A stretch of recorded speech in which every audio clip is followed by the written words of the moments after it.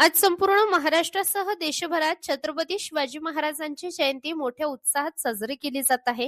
हिंदवी स्वराज्याचे संस्थापक, शौर्य, पराक्रम आणि उत्तम प्रशासनाचे प्रतीक असलेल्या छत्रपती शिवाजी महाराज यांना आज विनम्र अभिवादन करण्यात येत आहे. सन 1630 मध्ये शिवनेरी किल्ला येथे त्यांचा जन्म झाला. बालवयातच स्वराज्य स्थापनेचा संकल्प करून त्यांनी अन्यायाविरुद्ध लढा उभारला. मावळ्यांच्या साथीने त्यांनी अनेक किल्ले जिंकत मराठा साम्राज्याची भक्कम पायाभरणी केली.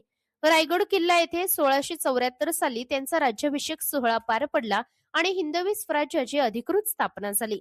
त्यांच्या कारभारात शिस्तबद्ध प्रशासन, सक्षम आरमार आणि सर्वधर्म समभावाची भूमिका दिसून येते. राज्यभरात विविध ठिकाणी शिवप्रतिमांना पुष्पहार अर्पण करून अभिवादन करण्यात येत आहे. मुंबईतील शिवाजी पार्क येथे भव्य कार्यक्रमाचे आयोजन करण्यात आले असून हजारो शिवभक्तांनी उपस्थिती लावली आहे. शाळा, महाविद्यालय आणि सामाजिक संस्थांकडून मिरवणुका, व्याख्याने आणि सांस्कृतिक कार्यक्रमांचे देखील आयोजन करण्यात आले आहे. हिंदवी स्वराज्य ही संकल्पना प्रत्यक्षात उतरवून लोककल्याणकारी राज्य उभारणाऱ्या शिवरायांचे विचार आजही तितकेच प्रेरणादायी आहेत.